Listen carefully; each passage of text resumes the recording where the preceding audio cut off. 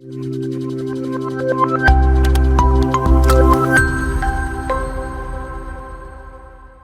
everyone, welcome to BEGC 114 Post-Colonial Literature, Block 1, Unit 1, Part 2, Exploration of South African Literature.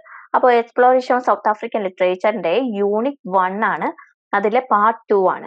അപ്പൊ നമ്മൾ already ഒരു introduction set ചെയ്തിട്ടുണ്ട്. അതിനുശേഷം part 1 നമ്മൾ കഴിഞ്ഞു. ഇനി അതിന്റെ കണ്ടിന്യൂവേഷൻ ആണ് പാർട്ട് 2. ഇവിടെ ഇപ്പോഴും നമ്മൾ ലിറ്ററേച്ചറിലേക്ക് എത്തിയിട്ടില്ല കേട്ടോ.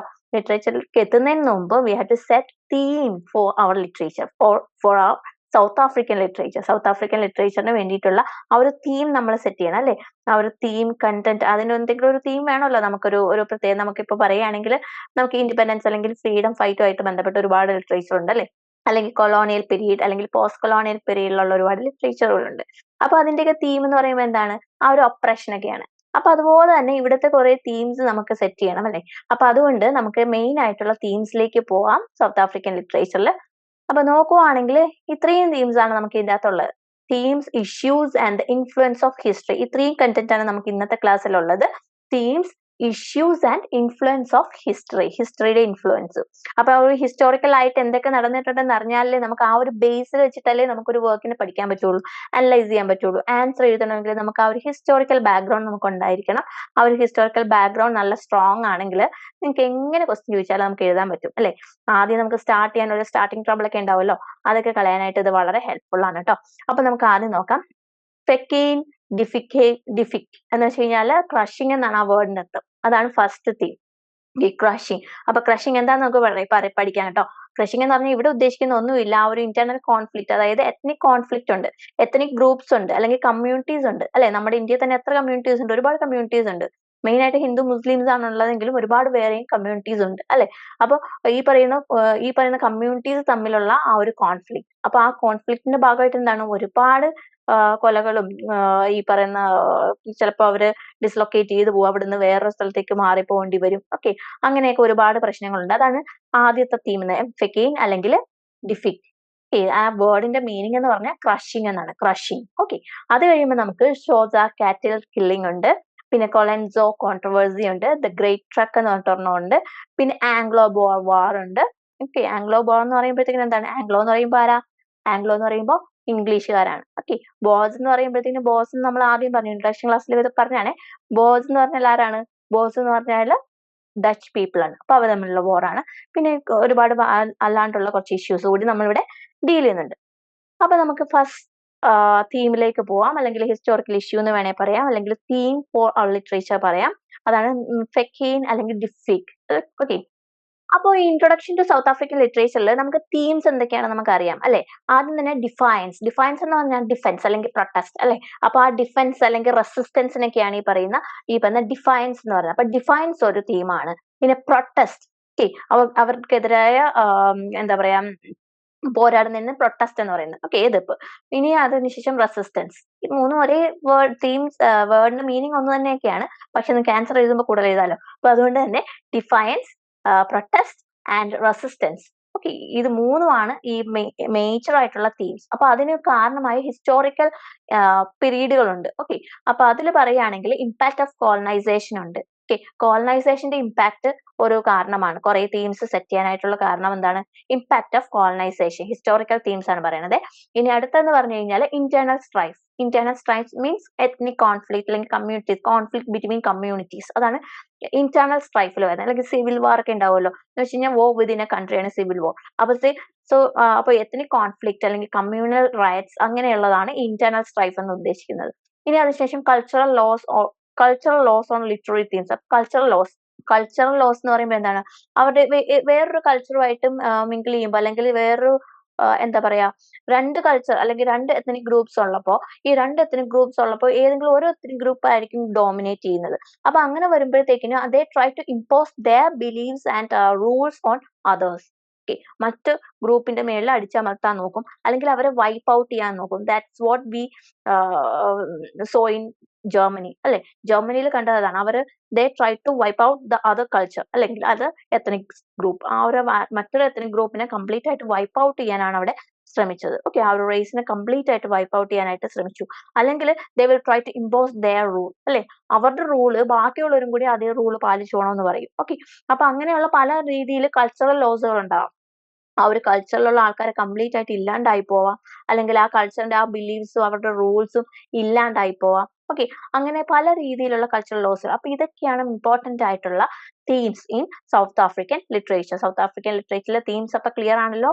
ഡിഫയൻസ്, protest and resistance. And historical themes include, or the key historical period include impact of colonization, internal strife or ethnic conflict എന്ന് വേണമെങ്കിൽ പറയാം, and cultural loss. Cultural loss ഈ പറയുന്ന ഇന്റർണൽ സ്ട്രൈക്ക് കൊണ്ട് മാത്രമല്ല, കോളനൈസേഴ്സിന്റെ വരവോടുകൂടിയും കൾച്ചറൽ ലോസ് ഉണ്ടായിട്ടുണ്ട്, അല്ലെ. ആ ഒരു കൾച്ചർ നമ്മളുടെ ഇവിടെയാണെങ്കിലും നമ്മളുടെ ആ ഒരു കൾച്ചർ, നമ്മുടെ ഒരു സിസ്റ്റം ഒക്കെ എല്ലാം ഓൾട്ടർ ചെയ്തത് എങ്ങനെയാണ്? ബ്രിട്ടീഷ് റൂൾ ഇവിടെ വന്നു കഴിഞ്ഞപ്പോഴാണ്, അല്ലെ. ബ്രിട്ടീഷ് റൂൾ വന്നു കഴിഞ്ഞപ്പോൾ അവരുടെ കുറെ രീതികൾ ഇമ്പോസ് ചെയ്തു. നമ്മളൊക്കെ എന്താ അൺസിവിലൈസ്ഡ് പീപ്പിൾ ആയിട്ട് അവർ കൺസിഡർ ചെയ്ത് try to civilise us. Okay, നമ്മുടെ കൾച്ചറിനെ മാറ്റിയിട്ട് നമ്മളെ സിവിലൈസ് ചെയ്യാനായിട്ട് ശ്രമിച്ചു. ഓക്കെ, സിവിലൈസ് ചെയ്യുകയും ചെയ്തു. ഓക്കെ, അപ്പൊ അതൊക്കെ തന്നെയാണ് ഇതിൽ സൗത്ത് ആഫ്രിക്കൻ ലിറ്ററേച്ചറിലും തീംസ് ആയിട്ട് വരുന്നത്. അപ്പൊ നമുക്ക് ഫസ്റ്റ് പാർട്ടിലേക്ക് പോവാം. ആദ്യത്തെ ഇവന്റ് ആണ് ഈ പറയുന്ന എംഫെക്കെയിൻ അല്ലെങ്കിൽ ഈ പറഞ്ഞ ഡിഫിക് എന്ന് പറയുന്നത്, അതായത് ക്രഷിംഗ്. അപ്പൊ ഇവിടെ നമുക്ക് നോക്കാം എന്തൊക്കെയാണ് ഉള്ളതെന്നുള്ളത്. The one reason for weakening the local communities is the sporadic internal conflict. In sporadic എന്ന് പറഞ്ഞാൽ എന്താ? regular interval internal എന്താ പറയുക conflict അല്ലെങ്കിൽ ethnic conflict is the reason for weakening local community. Local കമ്മ്യൂണിറ്റികളെ വീക്കൺ ചെയ്യാനായിട്ടുള്ള ഒരു കാര്യം എന്താ? ഇവര് തമ്മിലുള്ള ക്ലാഷ് ആണ്. അങ്ങോട്ടും ഇങ്ങോട്ടും ഇടിവെച്ച് കുറെ പേര് എന്ന് വെച്ച് കഴിഞ്ഞാൽ എപ്പോഴും ഈ പറയുന്ന ലോസ് എപ്പോഴും ഒരു വിഭാഗത്തിന്റെ മാത്രം അല്ല, രണ്ട് വിഭാഗത്തിനും ലോസ് ആണ് പോകാറുള്ളത്, അല്ലെ. ഈ പറയുന്ന തോക്കുന്ന ആൾക്കാർക്കും ലോസ് ആണ്, ഈ പറഞ്ഞ ജയിക്കുന്നവർക്കും വലിയൊരു നഷ്ടം തന്നെയാണ് അവിടെ ഉള്ളത്. അപ്പൊ അതുപോലെ തന്നെ ഈ പറയുന്ന ഓരോ വാർ കഴിയുമ്പോഴും എന്താ പറയാ, ഈ ഒരു തോക്കുന്ന കമ്മ്യൂണിറ്റി എന്ന് പറയുന്നത് അവരിലെ ആൾക്കാർ ഒരുപാട് പേര് നഷ്ടപ്പെടും. ചിലപ്പോൾ അവരുടെ കൾച്ചർ തന്നെ ഇല്ലാണ്ടായി പോകും. അവരുടെ ആ കൾച്ചറേ ഇല്ലാത്ത രീതിയിൽ അവരെ വൈപ്പ് ഔട്ട് ചെയ്യും. അല്ലെങ്കിൽ ബാക്കി അവശേഷിക്കുന്നവർ ഓടിപ്പോയി ഐഡന്റിറ്റി റിവീൽ ചെയ്യാണ്ട് വേറൊരു കൾച്ചറിലേക്ക് അഡോപ്റ്റ് ചെയ്തിട്ട് ജീവിക്കും. അങ്ങനെയൊക്കെ പല രീതിയിൽ സംഭവിക്കും. അതേസമയം എന്താ, ഈ ജയിക്കുന്ന കമ്മ്യൂണിറ്റിയോ അവരും വീക്ക് ആയിക്കൊണ്ടിരിക്കുകയാണ്. അവർക്ക് ആൾക്കാരെ നഷ്ടമാവുകയാണ്. അവരുടെ എന്താ പറയാ റിസോഴ്സസ് നഷ്ടപ്പെട്ടുകൊണ്ടിരിക്കുകയാണ്. അപ്പൊ അങ്ങനെ വരുമ്പോ ഒരു ഇന്റേണൽ കോൺഫ്ലിക്റ്റ് എന്ന് പറയുമ്പോഴത്തേന് it weakens themselves. They are weakening themselves, അല്ലെ. അവരവർ സ്വന്തമായിട്ടാണ് അവരെ വീക്കൻ ചെയ്തുകൊണ്ടിരിക്കുകയാണ് through internal conflict, and it made easy for colonizers to colonize this place. Okay, അപ്പൊ ഇത് ഇങ്ങനെ സംഭവിച്ചപ്പോ എന്താണ്, ഇത് കോളനൈസേഴ്സിന് വളരെ എളുപ്പമായി. അവർക്ക് ഇവരെ ഇപ്പൊ ഇനി പെട്ടെന്ന് തന്നെ കീഴ്പ്പെടുത്താനായിട്ട് പറ്റും. ഓക്കെ, അപ്പൊ സോ അതാണ് ഈ പറയുന്നത് സ്പൊറാഡിക് ഇന്റേണൽ കമ്മ്യൂണിറ്റീസ് അല്ലെങ്കിൽ internal conflict weaken local communities. Okay, അപ്പൊ ഇതിന്റെ അകത്ത് നടന്നിട്ടുള്ള ഒരു ഹിസ്റ്റോറിക്കൽ ആയിട്ടുള്ള കുറച്ച് കാര്യങ്ങൾ ഞാൻ പറഞ്ഞുതരാം. ഈ ഒരു മാപ്പ് നോക്കിക്കേ. ഈ ഒരു മാപ്പ് നോക്കിയിട്ട് നിങ്ങൾക്ക് മനസ്സിലാവും. അപ്പൊ നമുക്കറിയാം ഓൾറെഡി ഇത് ഈ മുകളിൽ കണ്ടോ കോയിസിയൻസ് എന്ന് പറയുന്നത്. കോയിസിയൻസ് എന്നൊക്കെ നമ്മൾ ഫസ്റ്റ് ക്ലാസ്സിൽ പാർട്ട് 1 നമ്മൾ പറഞ്ഞിട്ടുണ്ടായിരുന്നു, ഇമ്പോർട്ടന്റ് കമ്മ്യൂണിറ്റീസ് ഇൻ ആഫ്രിക്ക എന്ന് പറഞ്ഞിട്ട്.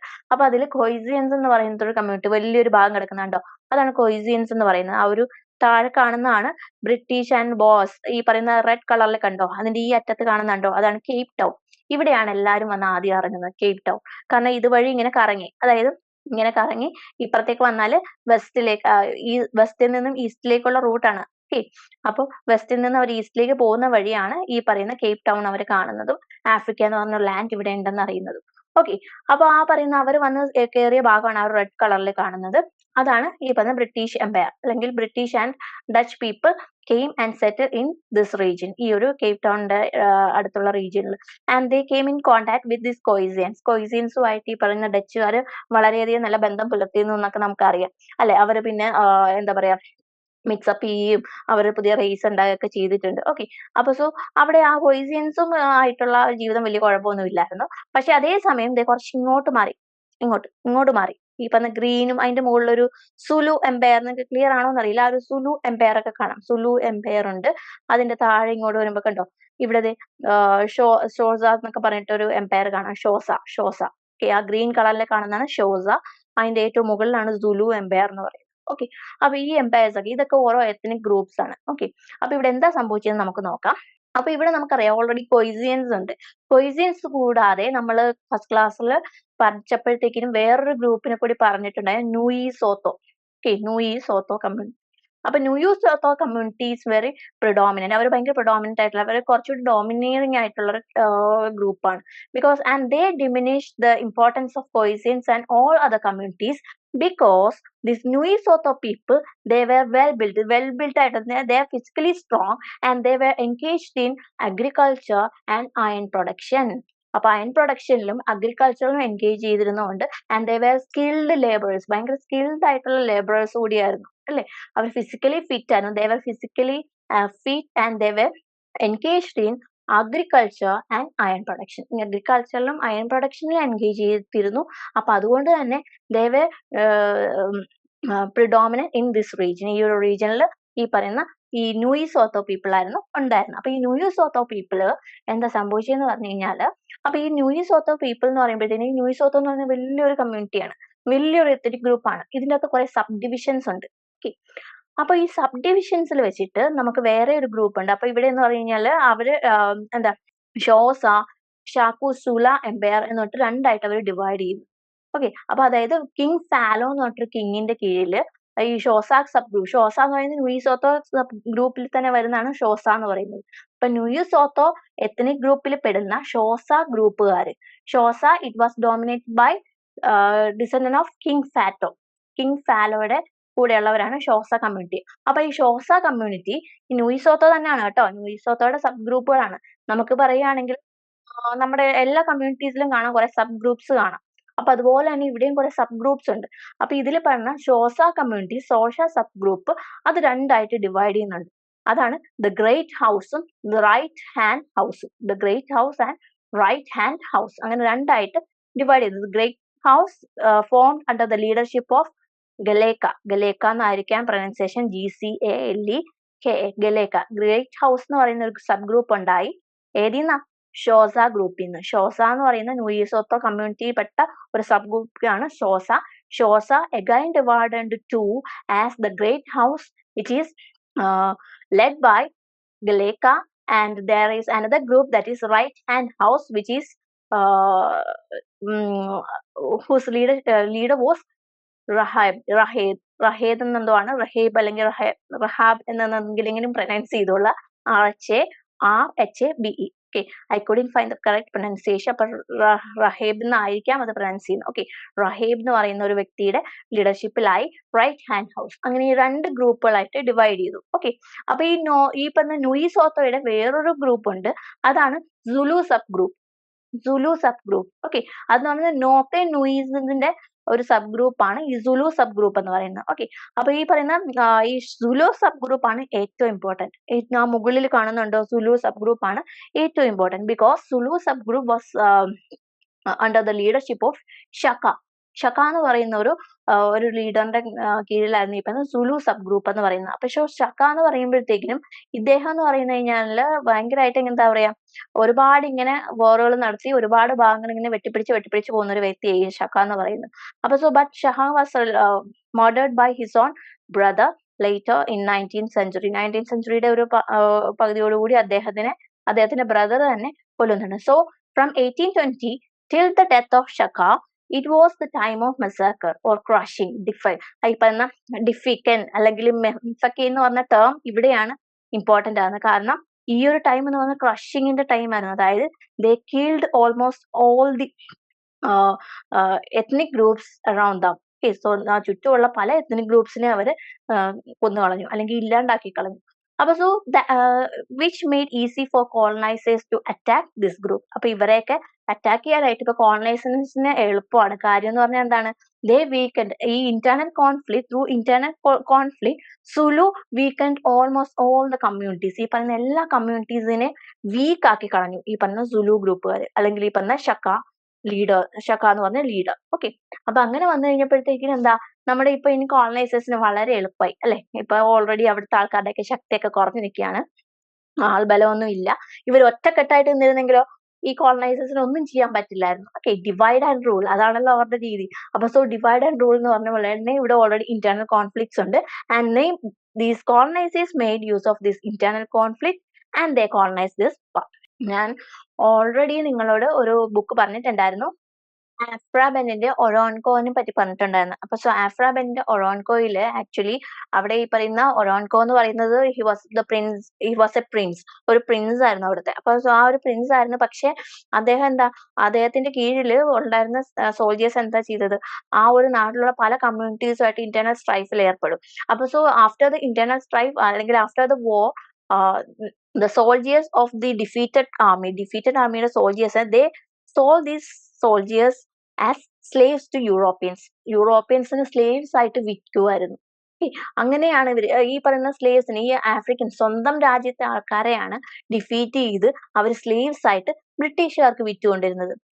അങ്ങനെ വിറ്റ് അവസാനം എന്താ പറ്റിയെന്ന് അറിയോ? അവസാനം ഒരു ദിവസം ഒറോൺകോനെ ഇവര് ഒരു ഷിപ്പിലേക്ക് വിളിക്കുക. ഇപ്പൊ യൂറോപ്യൻസ് അവരുടെ ഒരു ഷിപ്പ് വന്നിട്ടുണ്ടായിരുന്നു, ഇംഗ്ലീഷ് പീപ്പിളിന്റെ ഷിപ്പ് അവിടെ വന്നിട്ടുണ്ടായിരുന്നു. അപ്പൊ സോ ഇവരെന്ത് പറഞ്ഞു? ഇവർ പറഞ്ഞു, ഈ ഒരു ഇത്രയും സ്ലേവ്സിനെയൊക്കെ ഞങ്ങൾക്ക് പിടിച്ചു തന്നതല്ലേ. അപ്പൊ ഓൾമോസ്റ്റ് അവിടുത്തെ ആൾക്കാരൊക്കെ തീർന്നു. ഓൾമോസ്റ്റ് സ്ലേവ്സ് ആയിട്ട് കൊടുക്കാനായിട്ട് ഇനി ആരുമില്ല. ബാക്കി കമ്മ്യൂണിറ്റീസിലേക്ക് ആൾക്കാരെ സോൾജേഴ്സ് ആയിട്ട് ഇങ്ങനെ ഈ സ്ലേവ്സ് ആയിട്ട് കൊണ്ടുപോയി തീർന്നു. അപ്പൊ ഒരു ദിവസം എന്താ പറയാ, ഈ യൂറോപ്യൻസിന്റെ ആ ഒരു ഷിപ്പ് വന്നിട്ട് ഈ ഒറോൺകോയോട് പറഞ്ഞു, നിങ്ങൾക്ക് വലിയൊരു ട്രീറ്റ് തരാന്ന് പറഞ്ഞിട്ട് ഷിപ്പിലേക്ക് വിളിക്കുക ചെയ്യാം. അപ്പൊ ഷിപ്പിൽ വിളിച്ചിട്ട് ഇവർക്ക് വീഞ്ഞും ഇതൊക്കെ വിളമ്പി ഇവരെല്ലാം കുടിച്ചങ്ങ് സെറ്റായി കിടക്കുമ്പോഴത്തേക്കും എന്ത് ചെയ്തു, ഇവരെല്ലാം സ്ലേവ്സ് ആക്കി മാറ്റി. എന്നിട്ട് they took these slaves or took Oronco and his soldiers to America. Northern അമേരിക്കയിൽ കൊണ്ടുപോയി, and they were sent to plantation to work in plantations of north അമേരിക്കയിലെ പ്ലാന്റേഷൻസിലേക്ക് അവരെ കൊണ്ടുപോവാണ്, സ്ലേവ്സ് ആയിട്ട് കൊണ്ടുപോവാണ്. അവസാനം ഇവരെ ഈ പറയുന്ന ഭയങ്കര സ്ട്രോങ് ആയിട്ട് ഒറോൺകോ എന്ന് പറയുന്ന ആ ഒരു പ്രിൻസിനെയും ബാക്കിയുള്ള സോൾജേഴ്സിനെയും കൂടി സ്ലേവ്സ് ആക്കി മാറ്റി. അപ്പൊ സോ ദാറ്റ്സ് വാട്ട് യൂറോപ്യൻസ് അല്ലെങ്കിൽ ദ കോളനൈസേഴ്സ് ഡിഡ് ദെയർ. അപ്പൊ സോ അതുപോലെ ഈ സെയിം കാര്യം ഇവിടെ നടന്നിരിക്കണം കേട്ടോ. അപ്പൊ so through the internal conflict the local communities were weakened. Local communities weaken ചെയ്യപ്പെട്ടു. അപ്പൊ അതിന് റീസൺ ഇതൊക്കെയാണ്. ആദ്യം എന്തായിരുന്നു? ന്യൂയി Sotho community, they were dominant than any other communities because they were physically fit and they were engaged in agriculture and iron production. They were skilled. There were so many skilled laborers in Nui Soto community, and there were so many subdivisions in Nui Soto's community. One of such subdivision is Shoza, which again divided into two as the Great House and Right Hand House. And there were another community, another group that is in the Northern Nui. Northern Nui we have Shaka. So Shaka was there, and that is Sulu group. Sulu group ആണ്. മുകളിലുള്ള സുലു ഉണ്ടോ, ഏറ്റവും മുകളിൽ ഒരു red കളറിൽ, അതാണ് Sulu. So Zulu group, and it was under the leadership of Shaka. And during this period, so many communities were wiped out from Africa, and they massacred or crushed or emphacated or crushed the local communities. And they sold these slaves of the defeated army as slaves to European. അങ്ങനെ they weakened their own community, their own country. അപ്പൊ അതാണ് ഇവിടെ സംഭവിച്ചത്. അപ്പൊ ഇത്രയേ ഉള്ളൂ എംഫക്കൈൻ ഡിഫിക് എന്ന് പറയുന്നത്. ഇനി now let's have a look at the literature which is related to this event. ഈ ഒരു ഇവന്റുമായിട്ട് റിലേറ്റ് ചെയ്തിട്ടുള്ള കുറച്ച് ലിറ്റററി വർക്ക്സ് ആണ് ഇവിടെ കൊടുത്തിരിക്കുന്നത്. തോമസ് മഫോലോസ് ചക, ദാറ്റ് മീൻസ് ഷക്ക തന്നെയാണ് ഷക്ക എന്ന് പറയുന്നത്, which was published in 1931. And then we have Monica Under's reaction to conquest. And then we have Jeffrey Pierce, The House of Pharaoh. And then we have Jeff Guy's Description of Zulu Kingdom. And then we have Thomas Pringle's African sketchesിലായിരുന്നു actually ഈ slaves ആയിട്ട് കൊണ്ടുപോകുന്ന കാര്യങ്ങളൊക്കെ പറയുന്നത് കേട്ടോ. ഈ slaves ആയിട്ട് അവര് സ്വന്തമായിട്ട് അവർ വീക്കൻ ചെയ്ത് അവർ സ്വന്തമായിട്ട് യൂറോപ്യൻസിന് നഷ്ടപ്പെട്ടുകൊണ്ടിരിക്കുകയായിരുന്നു. ആ ഒരു കാര്യം പറഞ്ഞത് ആണ് തോമസ് പ്രിംഗിൾസിന്റെ ആഫ്രിക്കൻ സ്കെച്ചസ് എന്ന് പറയുന്നത്. അപ്പൊ സോ ഇത്രയും വർക്ക്സ് ഈ പറയുന്ന റിലേറ്റിംഗ് ടു ന്യൂയി കമ്മ്യൂണിറ്റി ഓർ ഈ പറയുന്ന ന്യൂയി സോത്തോ കമ്മ്യൂണിറ്റി ആയിട്ട് റിലേറ്റ് ചെയ്തിട്ട് വന്നിട്ടുള്ള കുറെ വർക്ക്സ് ആണ് റിട്ടൺ ബൈ യൂറോപ്യൻ ഓതേഴ്സ് ആണ് ഇതെല്ലാം എഴുതിയിട്ടുള്ളത്. അപ്പൊ ഇനി അടുത്ത പോയിന്റിലേക്ക് പോവാം. അപ്പൊ ഇനി അടുത്ത് നോക്കുവാണെങ്കിൽ ഗോയിസിയൻ അനിഹിലേഷൻ കൾച്ചറൽ ലോസ് കൂടി ഒന്ന് അറിഞ്ഞു വെക്കുക. അതിന്റെ അകത്ത് ഞാൻ നേരത്തെ പറഞ്ഞിട്ടില്ല, പക്ഷെ ഗോയിസിയൻ അനിഹിലേഷൻ എന്ന് പറഞ്ഞാൽ ഡിസ്ട്രക്ഷൻ. ഇപ്പൊ കൊയ്സിയൻസ് എന്ന് പറഞ്ഞൊരു ഗ്രൂപ്പ് കൂടി നമ്മൾ ആ ഒരു മാപ്പിൽ കണ്ടിട്ടുണ്ടായിരുന്നു അല്ലേ. അപ്പൊ ആ കൊയ്സിയൻസിന് എന്താ സംഭവിച്ചതെന്ന് പറഞ്ഞാൽ ബോയ്സുമായിട്ട്, അതായത് ഡച്ച് പീപ്പിളുമായിട്ട് നല്ലൊരു ബന്ധം ഉണ്ടായിരുന്നു എന്നൊക്കെ പറഞ്ഞല്ലോ. അപ്പൊ അവർ മിക്സപ്പ് ചെയ്തു and they loss there culture and language. അവരുടെ കൾച്ചറും ലാംഗ്വേജ് ഈ കൊയ്സിയൻസിന് നഷ്ടമായി. ഓക്കെ, അപ്പൊ സോ അതാണ് കൊയ്സിയൻ അനിഹിലേഷൻ ആൻഡ് കൾച്ചർ ലോസ് എന്ന് കൊണ്ട് ഉദ്ദേശിക്കുന്നത്. ഇനി അടുത്തത് വളരെ ഇമ്പോർട്ടന്റ് ആയിട്ടുള്ള ഒരു കാര്യമാണ് ഷോസ കാറ്റിൽ കില്ലിംഗ് മൂവ്മെന്റ്. അപ്പൊ നമ്മൾ ഷോസാസിന്റെ കാര്യം ആദ്യം പറഞ്ഞിട്ടുണ്ടായിരുന്നു അല്ലെ. ഇവിടെ ഷോസ ഗ്രൂപ്പ്, ഷോസ സബ് ഗ്രൂപ്പ്. ഷോസ എന്ന് പറഞ്ഞിട്ട് ന്യൂയി സോത്തോയുടെ തന്നെ വേറൊരു സബ് ഗ്രൂപ്പ് ആണ് ഷോസ എന്ന് പറയുന്നത്. അപ്പൊ ഷോസ രണ്ടായിട്ട് ഡിവൈഡ് ചെയ്ത കാര്യം നമ്മൾ പറഞ്ഞിട്ടുണ്ടായിരുന്നു, the great ഹൗസും the right hand house. അപ്പൊ great house which was under the leadership of Gcaleka and right hand house under the leadership of Rharhabe എന്ന് പറഞ്ഞ ആളുടെ ലീഡർഷിപ്പിലായിരുന്നു. ഓക്കെ, അപ്പൊ so 1856 it was under the control of 15-year-old Nwozu. Okay, Nwoz എന്ന് പറഞ്ഞിട്ടൊരു I don't know the pronunciation, whether the pronunciation is correct. Nwoz എന്ന് പറഞ്ഞിട്ടൊരു 15-year-old ലീഡറിന്റെ കയ്യിലായി ഈ പറഞ്ഞ ഷോസ കമ്മ്യൂണിറ്റി. ഷോസ കമ്മ്യൂണിറ്റി ഒരു 15 വയസ്സ് മാത്രം പ്രായമുള്ള ഒരു കൊച്ചു ലീഡർ, ഒരു കുട്ടി ലീഡറിന്റെ കയ്യിലായി. അപ്പൊ അറിയാലോ, ഒരു 15-year-oldന്റെ ആ ഒരു എന്താ പറയാ, ഒരു കമ്മ്യൂണിറ്റിനെ മൊത്തം ഗൈഡ് ചെയ്യുക അല്ലെങ്കിൽ ലീഡ് ചെയ്യുക എന്ന് പറയുമ്പോഴത്തേക്കിനും നല്ലതും ഉണ്ടാവും പ്രശ്നങ്ങളും ഉണ്ടാവും അല്ലെ. അപ്പൊ നമുക്ക് ഓൾറെഡി ഹിസ്റ്ററിയിൽ, ഈജിപ്തിന്റെ ഹിസ്റ്ററിയിലൊക്കെ നമുക്ക് ടോൾമിയുടെ കാര്യമൊക്കെ അറിയാം അല്ലെ. 13-ാമത്തെ വയസ്സിൽ ഈജിപ്ത് ഭരിച്ചുകൊണ്ടിരിക്കുകയാണ്. അപ്പൊ സോ അതുപോലെ തന്നെ ഇവിടെ എന്താ, നൊവോസ് എന്ന് പറഞ്ഞിട്ടൊരു 15-year-old leader was the leader of the Xhosa community during 1856 to 1857. അപ്പൊ so during this time what happened is there was another movement from which he killed almost all the cattle of that place. ആ ഒരു പ്ലേസിൽ ഉണ്ടായിരുന്ന എല്ലാ കാറ്റുകളിലെയും കൊന്നുകളയാൻ പറഞ്ഞു. Okay, and he also destroyed the crops, agriculture of that land. ആ ഒരു ലാൻഡിലെ അഗ്രികൾച്ചറും കാറ്റിലും ഇല്ലാണ്ടാക്കി കഴിഞ്ഞു. സ്വന്തമായിട്ട് ഇല്ലാണ്ടാവുമെന്ന് വിചാരിച്ചില്ല. ആ ഒരു കമ്മ്യൂണിറ്റിനെ നശിപ്പിക്കാൻ വേണ്ടിയിട്ടാണ് ഇതെല്ലാം ചെയ്തു കൂട്ടിയത്. അപ്പൊ so what he did is it was actually we can say that it is an episode of self sabotage എന്ന് ഇവിടെ പറയുന്നുണ്ട്. സെൽഫ് സപ്പോർട്ടേജ് എന്ന് നിങ്ങളുടെ ടെക്സ്റ്റ് സെൽഫ് സപ്പോർട്ടേജ് എന്ന് പറഞ്ഞാൽ എന്താ, സ്വന്തമായി ഇല്ലാണ്ടാക്കുക, അല്ലെങ്കിൽ സ്വന്തമായിട്ട് കുഴി തോണ്ടുക എന്ന് പറയില്ലേ, സ്വന്തം കുഴി തനിയെ തോണ്ടുക എന്ന് പറയില്ലേ. അപ്പൊ അതുപോലെ തന്നെയാണ് ഇവിടെ സ്വന്തമായി ഇല്ലാണ്ടാക്കുന്ന സെൽഫ് സപ്പോർട്ടേജ് എന്ന് പറയുന്നത്. അപ്പൊ സോ ഇവിടെ actually it was what it was was an episode of self-sabotage. It was an episode of self-sabotage where the Nuvos, who was only 15-year-old, he ordered to kill all the cattle and cropland, all the cattle of that land, and he also destroyed the crops or the agricultural land of his own place. അദ്ദേഹത്തിന്റെ സ്വന്തം പ്ലേസിൽ ഇതെല്ലാം നശിപ്പിച്ച് കളയാൻ പറഞ്ഞു. So ഇവിടെ ഒരു actually what guided him was the idea of what millenarian idea, അല്ലെങ്കിൽ മില്ലനറിയൻ മൂവ്മെന്റ് എന്ന് വേണമെങ്കിൽ ഇതിനെ പറയാം. മില്ലനറിയൻ മൂവ്മെന്റ് എന്ന് പറഞ്ഞു കഴിഞ്ഞാൽ MILLENARIAN. മില്ലനറിയൻ മൂവ്മെന്റ് എന്ന് പറഞ്ഞു കഴിഞ്ഞാൽ ആക്ച്വലി എന്താ പറയാ, ഇത് ചെയ്തു കഴിഞ്ഞാൽ ബാക്കി പിന്നീടുള്ള ഫ്യൂച്ചർ ശരിയാകും എന്നുള്ളൊരു വിശ്വാസം ഉണ്ടല്ലോ. നമുക്ക് ഈ ജർമ്മനിയുടെ കാര്യം പറയുമ്പോഴും അവരുടെ വിശ്വാസം എന്തായിരുന്നു, ഈ പറയുന്ന ഒരു എത്നിക് ഗ്രൂപ്പിനെ ഇല്ലാണ്ടാക്കി വൈപ്പ് ഔട്ട് ചെയ്ത് കഴിഞ്ഞിട്ടുണ്ടെങ്കിൽ, ഈ പറയുന്ന അവരെ വൈപ്പ് ഔട്ട് ചെയ്ത് കഴിഞ്ഞാൽ എന്താ, ജൂതന്മാരെ ജൂയിഷ് പീപ്പിളിനെ ഇല്ലാണ്ടാക്കി കഴിഞ്ഞാൽ എന്ത് സംഭവിക്കും, അവരെ ഇല്ലാണ്ടാക്കി കഴിഞ്ഞു കഴിഞ്ഞാൽ എന്താ പറയാ, പിന്നീടുള്ള ലോകം നല്ലതായിരിക്കും എന്നുള്ളൊരു വിശ്വാസം. അവരുടെ എത്നിക് ഗ്രൂപ്പ് മാത്രം മതി, അവരുടെ രാജ്യം മാത്രം മതി എന്നുള്ളൊരു വിശ്വാസം. ഓക്കെ, അപ്പോൾ ഇത് ചെയ്തു കഴിഞ്ഞാൽ ഇത് കഴിയുമ്പോൾ എല്ലാം ശരിയാകും എന്നുള്ളൊരു വിശ്വാസം. അതാണ് മില്ലനറിയൻ മൂവ്മെന്റ് എന്ന് പറയുന്നത്. So millenarian movement, what guided Nuvos was the millenarian movement. Okay, it was a millenary. We can call this Shoso cattle killing as a millenarian movement. Okay, because he believed that what succeed this act would be a good future. Okay, നല്ലൊരു future ആയിരിക്കും ഇതൊക്കെ succeed ചെയ്ത് വരുന്നതെന്നാണ് വിശ്വസിക്കുന്നത്. But as a result, around 40,000 people died out of starvation. 40,000-ഓളം പേര് ഈ പറയുന്ന starvation, വിശന്ന് മരിക്കുകയാണ് ചെയ്തത്. പക്ഷേ ഈ പറഞ്ഞ കോളനൈസേഴ്സ് ഇവിടെ വന്നു കഴിഞ്ഞപ്പോൾ കോളനൈസേഴ്സിന്റെ റെക്കോർഡ് പ്രകാരം they record it as a suicide, mass suicide ആയിട്ടാണ് അവർ റെക്കോർഡ് ചെയ്തത്.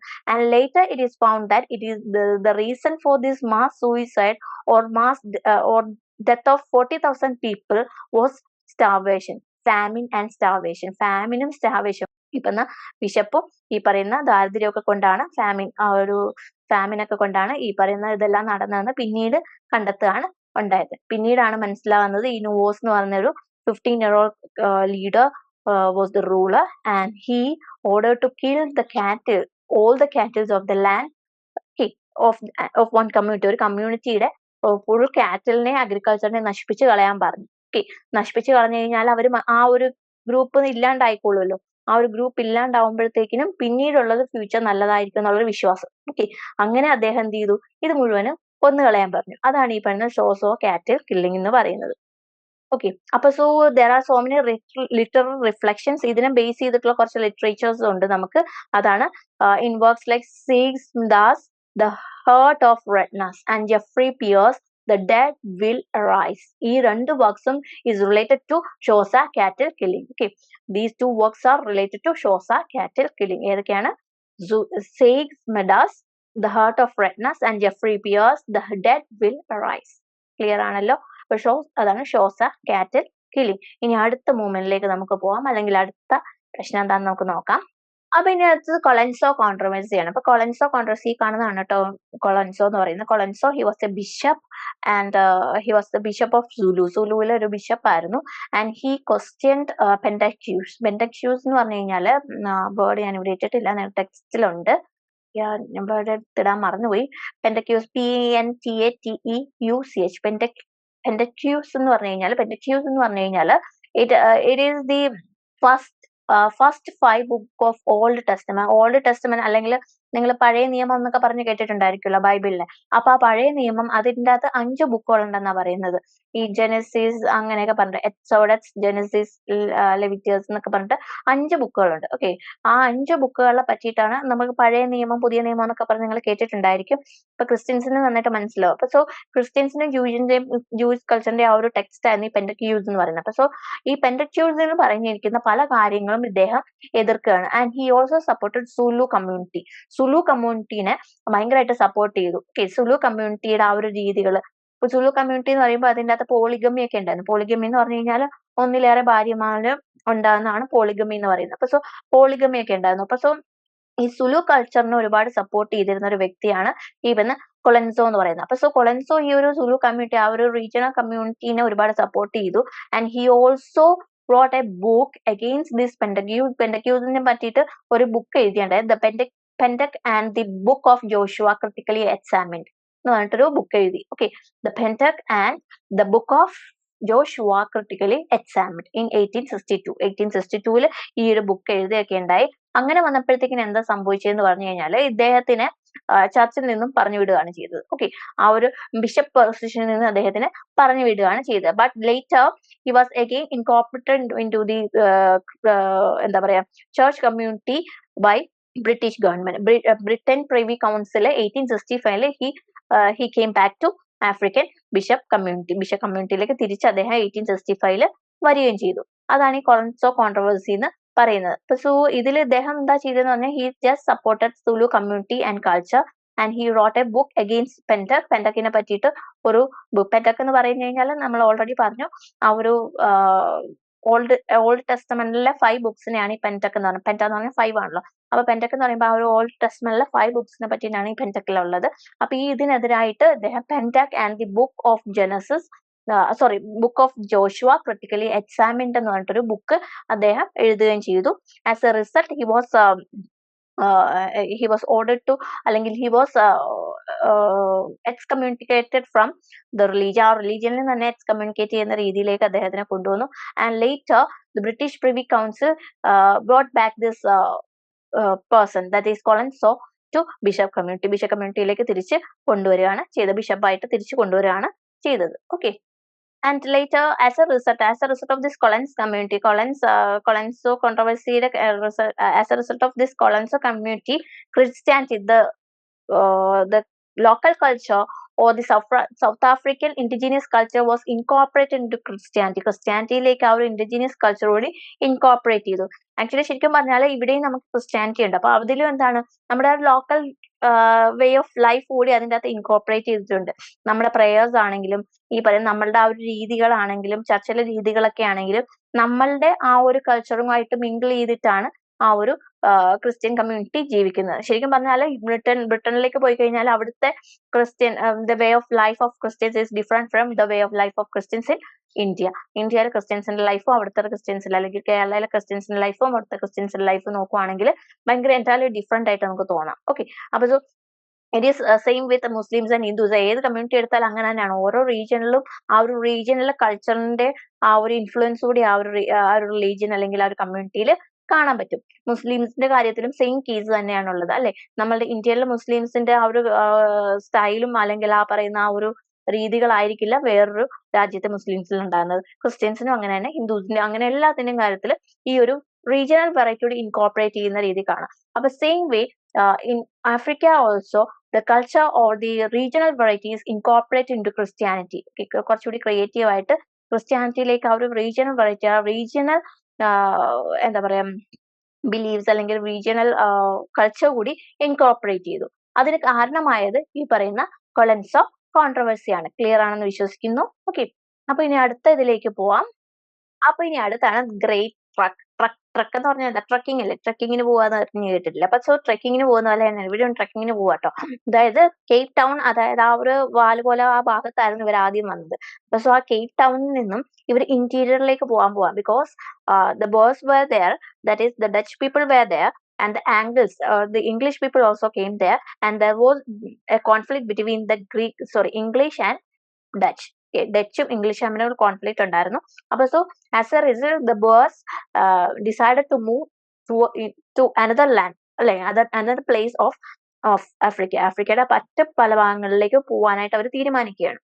So as a result, the Boers started moving towards the interior of Africa, and which was earlier not possible because of Xhosa community. Xhosa community അവിടെ ഉണ്ടായിരുന്നതുകൊണ്ട് അവര് അങ്ങോട്ടൊന്നും പോകത്തില്ലായിരുന്നു. കാര്യം എന്ന് പറഞ്ഞു കഴിഞ്ഞാൽ അവര് സമ്മതിക്കത്തില്ല, അകത്തേക്ക് വരാനായിട്ട് സമ്മതിക്കില്ല.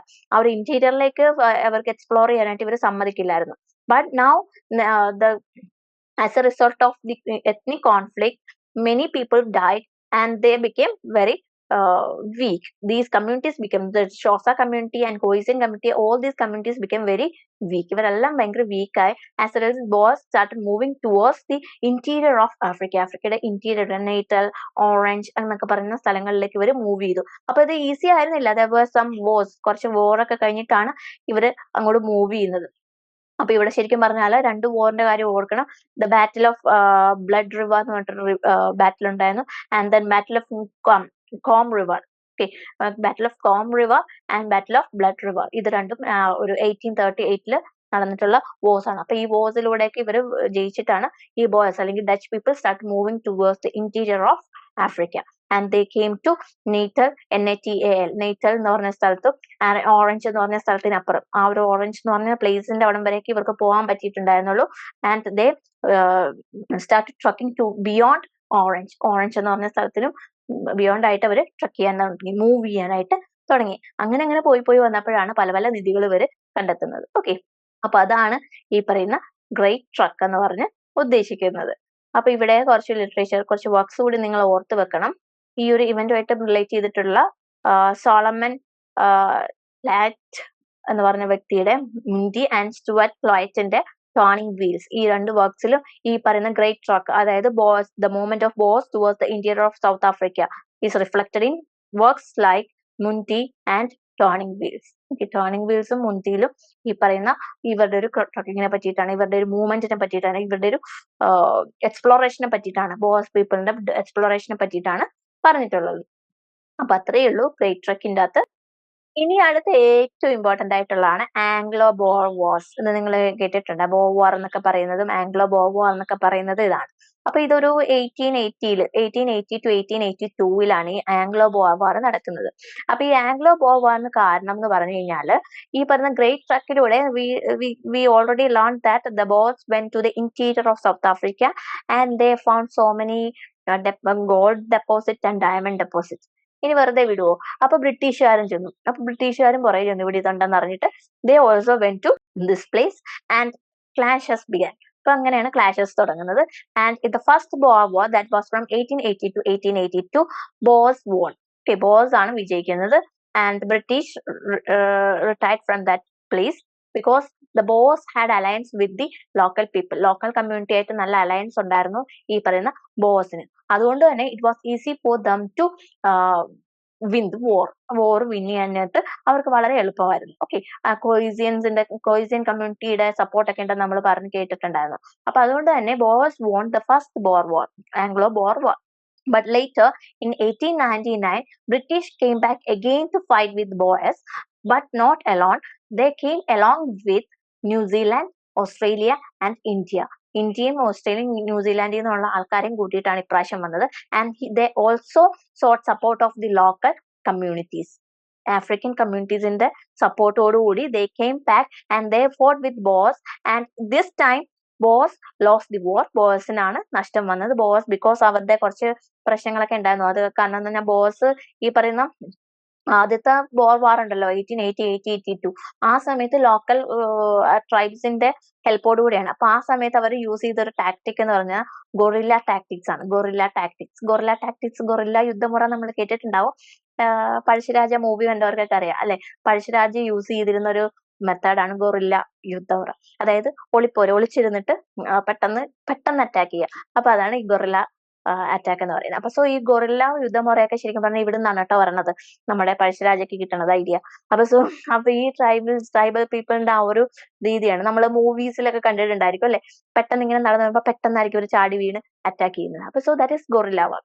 അപ്പോ ഈ പറയുന്ന ഗൊറില്ല യുദ്ധമുറയിലൂടെ ഇവരെന്താ ഫസ്റ്റ് ബോർ വാറിൽ ഈ പറയുന്ന ഇംഗ്ലീഷുകാരെ തോൽപ്പിച്ചിട്ടുണ്ടായിരുന്നു. അപ്പൊ 1899 the British came back along with so many allies. കുറെ അലൈസുമായിട്ടാണ് ഇവർ വരുന്നത്. And they also sought support of the local community. Okay, local ethnic groups കമ്മ്യൂണിറ്റിയുടെ സപ്പോർട്ട് കൂടി കിട്ടി. കാരണം after the British people went back from Africa, both began to show some segregation towards the black people, non-white peopleനോട് കുറച്ച് segregation ഒക്കെ കാണിക്കാൻ തുടങ്ങി. അങ്ങനെ കാണിക്കാൻ തുടങ്ങി കഴിഞ്ഞപ്പോൾ ഇത് സമ്പത്തൊക്കെ കണ്ടു കഴിഞ്ഞപ്പോൾ ഇവർ എങ്ങനെയെങ്കിലും ഒഴിവാക്കിയാൽ മതി എന്നായി. ബ്ലാക്ക് പീപ്പിൾ അല്ലെങ്കിൽ അവിടുത്തെ കമ്മ്യൂണിറ്റീനെ കംപ്ലീറ്റ്ലി ഒഴിവാക്കിയിട്ട് ഇത് മൊത്തം കിട്ടണം എന്നുള്ള ആഗ്രഹം കൊണ്ടാണ് ഇവര് ബ്ലാക്ക് പീപ്പിളിനോട് കുറച്ച് ഇതൊക്കെ കാണിച്ചു തുടങ്ങിയപ്പോൾ ഇംഗ്ലീഷ് പീപ്പിൾ വന്ന് ഈ ബ്ലാക്ക് പീപ്പിളിനെ പതുക്കെ സപ്പോർട്ടൊക്കെ കൊടുത്ത് അവരെ കൂടെ കൂട്ടി 1899 to 1902 they fought with Dutch people, the Boers. Okay, so as a result, Boers lost the war and English became the supreme power in Africa. ബ്രിട്ടീഷുകാർ സുപ്രീം പവർ ആയിട്ട് മാറാനും ഈ പറഞ്ഞ ആംഗ്ലോ-ബോർ വാർസ്, രണ്ടാമത്തെ ആംഗ്ലോ-ബോർ വാർ സഹായിച്ചു. Okay, അപ്പൊ ഈ ഒരു event it is there in Oliver Schreiner's the story of an African farm. ഇവിടെ ആഫ്രിക്കൻ ഫാം ഒരു ഡയമണ്ട് ഫാം ആണെന്ന് വിചാരിച്ചാൽ മതി. അപ്പൊ the story of an African farm, അത് ഒലിവർ ഷിർനന്റെ ആ ഒരു വർക്കിൽ ഈ ഒരു കാര്യമാണ് പറയുന്നത്. പിന്നെ ഇത് കൂടാതെ ഒരു ഹിസ്റ്റോറിക്കൽ സ്റ്റഡി ഒക്കെ ഉണ്ട് കേട്ടോ. അത് ഞാൻ ഇതിൽ കൊടുത്തിട്ടില്ല, ഞാൻ ടെക്സ്റ്റിൽ ഓൾറെഡി കൊടുത്തിട്ടുണ്ട്. ബിൽ നെയ്സൺസ് എബ്രഹാം ഇസ്യൂസ് വാർ എന്നൊക്കെ പറഞ്ഞിട്ട് കൊടുത്തിട്ടുണ്ട്. പിന്നെ സോളമൻ പ്ലാറ്റിന്റെ മഫെക്കിൻ ഡയറി ഇതും ഈ പറയുന്ന ഈ ബോർ വാറിനെ പറ്റിയിട്ടുള്ളതാണ്. ഓക്കെ, അപ്പൊ ഇത്രയാണ് ഈ പറയുന്ന ആംഗ്ലോ ബോർ വാറിനെ പറ്റിയിട്ട് പറയാനുള്ളത്. അപ്പൊ ഈ പറഞ്ഞ മൂവ്മെന്റ്സും വോഴ്സും കൂടാതെ വേറെ ഒരുപാട് ഇഷ്യൂസ് ഈ പറഞ്ഞ ആഫ്രിക്കയിൽ ഉണ്ടായിട്ടുണ്ട്. Which became the theme of literature. ലിറ്ററേച്ചറിന്റെ തീമായി മാറിയ കുറെ ഇവന്റ്സ് ഉണ്ടായിട്ടുണ്ട്. ലൈക്ക് എക്കണോമിക് അൺസർട്ടനിറ്റി, എക്കണോമിക്കലി അവർക്ക് ഭയങ്കര ബുദ്ധിമുട്ടുകൾ ഉണ്ടാകുന്നുണ്ട്. പിന്നെ ഹെയ്റ്റ് ക്രൈംസ്. ഹെയ്റ്റ് ക്രൈംസ് ഒരു ഇമ്പോർട്ടന്റ് തീമാണ്. പിന്നെ മോറൽ ടർപ്പിറ്റ്യൂഡ്, പിന്നെ എന്താ പറയാ ഡിസീസ് ഔട്ട് ബ്രേക്ക്. ഡിസീസ്, അത് ഒരുപാട് അസുഖങ്ങളും ഇതൊക്കെ വരുന്നുണ്ട്. അപ്പൊ പ്ലേഗ് പോലത്തെ ഉള്ളതൊക്കെ ഇവരെയും ബാധിക്കുന്നുണ്ട്. അപ്പൊ അതുപോലത്തെ ഒരുപാട് ഡിസീസുകളുണ്ട്. അപ്പൊ ഇതെല്ലാം എന്ന് പറഞ്ഞു കഴിഞ്ഞാൽ പിന്നെ അങ്ങോട്ട് ഇവരുടെ കഷ്ടപ്പാടായിരുന്നു, മുഴുവൻ കഷ്ടപ്പാട്. തുടക്കം കഷ്ടപ്പാടിന് കുറവൊന്നും ഇല്ലായിരുന്നു. കാരണം ഇന്റർണൽ കോൺഫ്ലിക്ട് നടന്നുകൊണ്ടിരുന്നപ്പോഴും അത്ര സുഖമല്ലായിരുന്നു ജീവിതം അവിടെ. ഈ ഇന്റർണൽ കോൺഫ്ലിക്റ്റിന് കോളനൈസേഴ്സ് വന്നു കഴിഞ്ഞപ്പോൾ ഇവർ സ്ലേവ്സ് ആയി മാറി. ഈ സ്ലേവ്സിന്റെ ജീവിതവും അതിലും കഷ്ടമാണ്, ദുരിതമാണ്. അങ്ങനെ ഇവർക്ക് തീമിനൊന്നും കുറവില്ലായിരുന്നു കേട്ടോ.